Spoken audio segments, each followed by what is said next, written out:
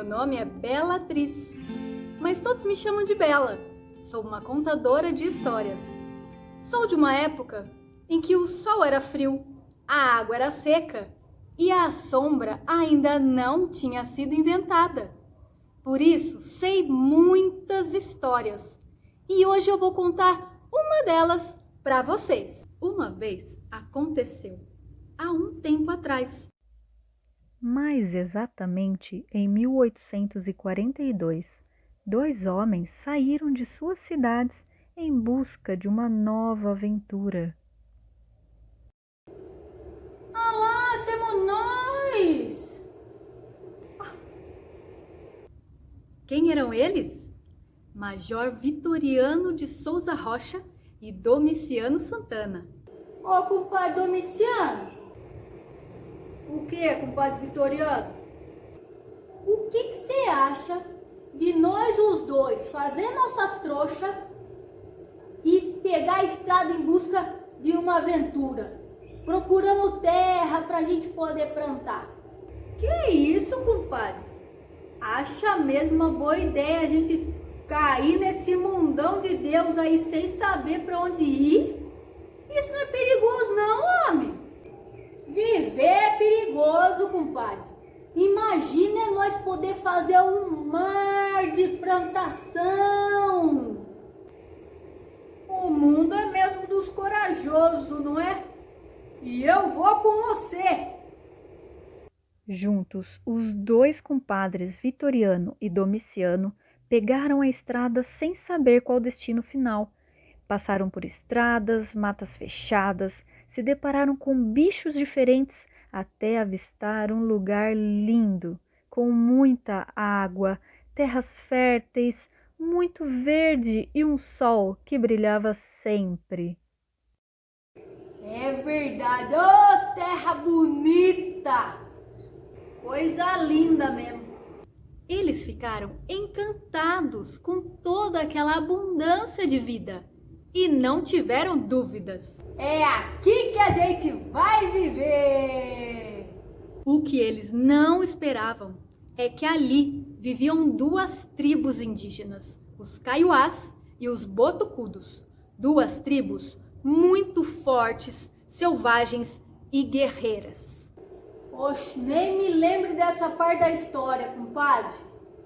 É verdade, é sofrido só de lembrar. Vitoriano e Domiciano pediram ajuda para outros amigos e travaram grandes lutas com os índios da região. Mas antigamente, compadre, era tudo assim, não é verdade, não? Era tudo na batalha de tudo pras terras. Isso é verdade. E com muita força e persistência, eles enfim conquistaram aquelas terras. Começaram então a semear as sementes e organizar as suas vidas. Vitoriano lembrou-se de uma promessa que havia feito a Nossa Senhora das Dores. Promessa? Que promessa? A promessa, compadre, de quando a sua mulher estava com problema no parto. A santa ajudou a sua mulher e seu filho, não lembra não? É verdade. Oxe, demorei para pagar essa promessa. Mas paguei. E foi por essa promessa que em 1861 o Major Vitoriano construiu uma capela e colocou dentro dela uma imagem de Nossa Senhora das Dores, santa que o Major era muito devoto. Ê, minha santinha! Vitoriano e Domiciano se juntaram e doaram toda a terra em torno da capela para então nascer a primeira vila, o povoado chamado Rio Novo. Depois disso, muitos amigos se juntaram para desenvolver aquela região. Muitos portugueses, espanhóis e também de outras nacionalidades, povos africanos e japoneses. Inclusive um senhor alferes chamado Manuel Marcelino de Souza Franco, o Maneco Dionísio! Obrigada, isso mesmo, o Maneco Dionísio. Ele então criou um jornal, articulou tudo muito bem e brigou com o governo do estado porque queria que a estrada de ferro Sorocabana passasse por ali, já que no projeto original as linhas de ferro passariam longe daquela região. E ele conseguiu! Imagina só, um trem passando por ali seria o futuro chegando pelas linhas de ferro. Depois disso, o progresso chegava mais rápido. A Vila Rio Novo agora se chama Avaré, que vem de Abareí, que em Tupi-Guarani quer dizer missionário. Não, quer dizer morro isolado. O que eu sei é que quer dizer rio solitário, porque o rio que se encontrava ali estava distante da rede de rios que já eram mais conhecidos. E se chama Avaré desde 1875, quando a Vila Rio Novo se tornou cidade. Avaré cresceu tanto que se tornou estância turística. Vários locais lindos e interessantes podem ser visitados, como o Horto Florestal, suas lindas e antigas igrejas. A matriz é bonita mesmo, só. O Cristo, que fica no alto da escadaria junto de uma fotogênica cascata. Os pontos de cultura e a grande, belíssima e acolhedora represa de Jurumirim. Avaré possui uma coleção de artistas talentosos, inclusive alguns conhecidos internacionalmente, como músicos, escritores e artistas plásticos. Eventos tradicionais, como a EMAPA e a FANPOP, Festival Avariense de Música Popular, são conhecidos e respeitados por artistas de todo o país. Adoro EMAPA. Até a velha estrada de ferro Sorocabana está para voltar, toda restaurada e replanejada para trazer mais vida ainda à cidade. Avaré é a capital nacional do cavalo e também é conhecida como a capital da mulher bonita. É a querida terra do verde, da água e do sol, eternizada nas palavras do hino da cidade. Quem diria, compadre, que a nossa aventura ia render tanta história assim, né não?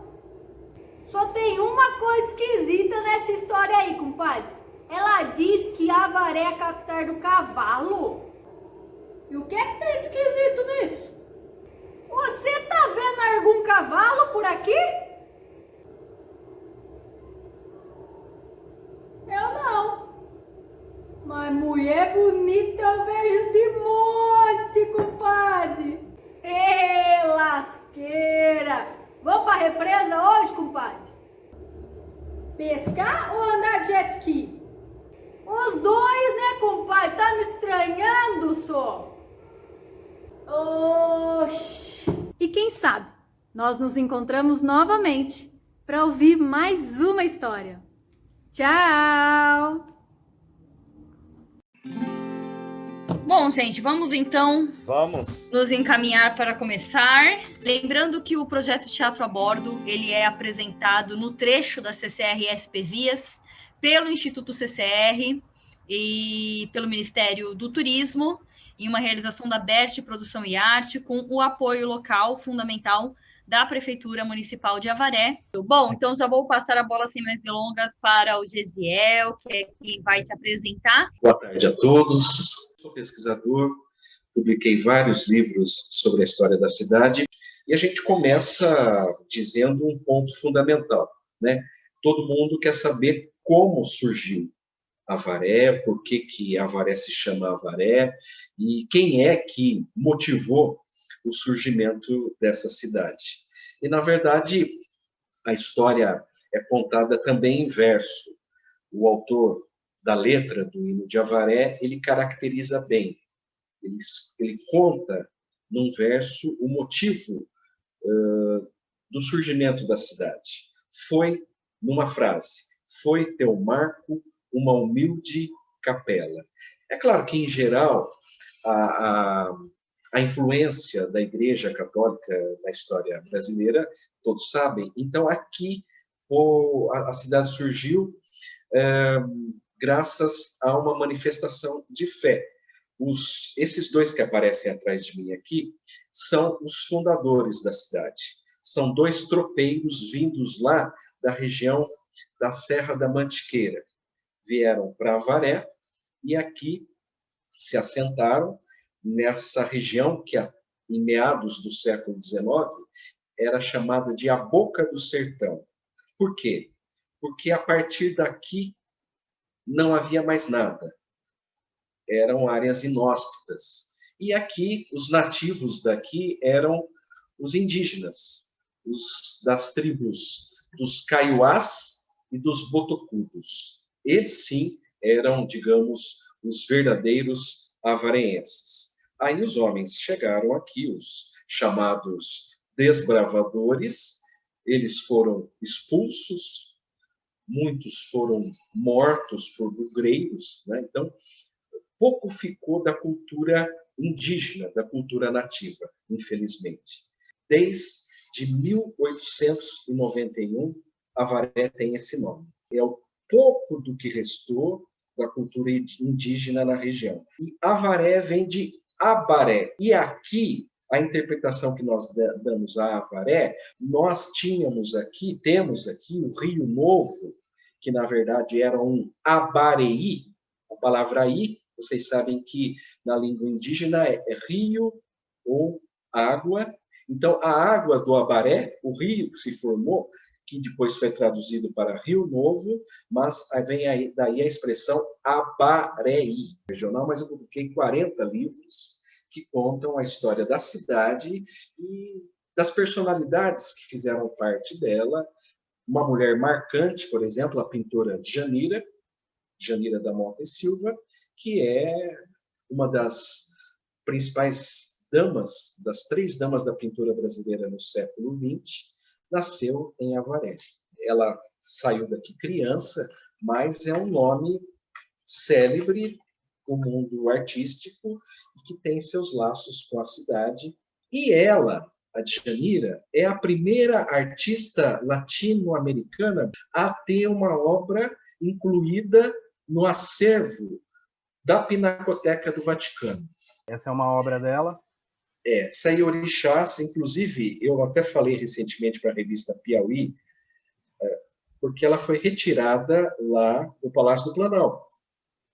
Ela ficava lá, é uma peça do patrimônio artístico da Presidência da República, e, infelizmente, o atual presidente removeu para reformar, para a reserva técnica, essa grande obra. Esse trabalho ele expressa a tendência e o respeito que a Djanira tinha pelos cultos afro-brasileiros. Então, ela pintou muitas obras e uma das mais expressivas é os orixás. Então, a gente lamenta, né, o que ocorre hoje nesse sentido, mas é uma satisfação poder dizer que Djanira da Mota e Silva é uma avareense que se projetou e que hoje serve de modelo para gerações atuais. Quando eu vou às escolas apresentá-la às crianças, as crianças logo se identificam com a Djanira, que tem uma vida interessantíssima, né, de amor ao Brasil. Ela percorreu o Brasil para pintar o Brasil, para criar uma arte genuinamente brasileira. Muito obrigado, Gesiel. Foi um prazer poder compartilhar com vocês um pouco do que a gente vem aprendendo nas pesquisas. Muito obrigado. Nós é que agradecemos por você compartilhar conosco o resultado dessas pesquisas. Então, eu passo agora a palavra para a Adriana Napoli. O tema, né, do nosso encontro de hoje são tipos de contos, né? Eu queria falar que a bibliografia que eu me baseei para criar o conteúdo dessa aula é esse livro aqui, O Ofício do Contador de Histórias, de Gislaine Avelar Matos e Ino Sorci. Queria falar que tem dois grandes macros, grupões, né, de contos. Os contos literários e os contos populares, né? O literário escrito, né, a literatura escrita, ele é originário desse suporte, o suporte escrito. O conto, né, da literatura oral, ele tem outro suporte, que é o da oralidade. Os contos literários, geralmente, eles têm uma autoria, né? Tem um autor que assina isso, tem uma individualidade ali, né? Os contos populares, eles são um pouco de todo mundo, né? Porque eles vêm em gerações e gerações, passando de boca em boca, em cada região que eles passam, às vezes as pessoas modificam de acordo com a sua realidade, com o contexto onde elas vivem, né? Tem lugares, por exemplo, que não faz sentido uma fruta, a bruxa dá uma maçã para a princesa, então eles podem mudar e dar um caju, por que não? Né? Se é a fruta do local, a fruta que faz parte da história desse povo, do contexto desse povo. Então as histórias elas vão mudando, né? O conto popular. E isso se difere um pouco do conto literário, que é vindo da escrita, né? Da literatura escrita. Então ele tem esse suporte e o outro tem outro, e isso diferencia também na recepção, né? O conto literário, que ele foi escrito, ele é preparado para alguém ler ele, né? A escolha das palavras é uma arte, né? A literatura, a arte das palavras, né? De se colocar aquilo, de uma escolha, ele é preparado para ser lido. E a leitura, muitas vezes, ela é algo individual, ela é algo reflexivo, algo que se faz sozinho, a não ser quando é uma leitura em voz alta, né? Agora, o conto popular, o conto da oralidade, geralmente ele era para um coletivo, né? Ele era falado em voz alta, em reuniões, um contador contava, então ele não tinha essa coisa da individualidade que o conto escrito tem, né? Um tem um recurso, que é o da escrita, é visual, né? O outro tem o recurso, o auditivo. Isso também muda a maneira como as pessoas estão recebendo esse conto, né? Então, muitas vezes, isso acontece, né, com o nosso trabalho de contador de histórias. Às vezes a gente se apaixona por um conto que a gente viu, que é literário, né, e tem um rebuscamento de palavras, e às vezes a gente vai tentar colocar isso no oral, e às vezes não dá muito certo. Às vezes dá, às vezes a gente consegue adaptar aquilo para ficar bem legal, tal, e às vezes não, porque às vezes é outro suporte mesmo que a gente está usando. E a oralidade ela é muito viva, ela está no aqui e no agora, em quem são essas pessoas, como essas pessoas têm repertório para entender essas palavras ou não, né? Por exemplo, se eu pegar um conto que ele é muito rebuscado em palavras, não adianta contar esse conto para criança de 5 anos ou de 4 anos, porque as crianças elas estão construindo o vocabulário, né? Uma criança, né, de idade assim pequena, bem pequena, ela está construindo o vocabulário. Então, às vezes, ela não vai conseguir fruir dessas palavras nesse momento. Então, o conto, muitas vezes, ele tem que estar no aqui e no agora, nessas pessoas. Isso retoma os nossos primeiros encontros, lá onde eu falei muito sobre a escuta, né? Escutar aonde a gente está, quem são essas pessoas que estão aqui com a gente, né? Quem é esse público? São crianças, são adultos, são adolescentes? Isso influencia a maneira como a gente conta, né? Então, às vezes, não adianta muito a gente engessar, né? Falar, não, eu quero dizer com essas palavras. E, às vezes, também dá, tá? Isso, tudo que eu falo aqui, vou até retomar o que eu falei no nosso primeiro encontro. Nada é uma fórmula que 1 mais 1 vai ser sempre 2, tá, gente? Cada um vai descobrindo a sua maneira de contar, o seu jeito e o seu contexto. Por hoje, ficamos por aqui. Muito obrigado e até amanhã. Beijo. Tchau, gente. Até amanhã. Beijo. Até amanhã. Tchau.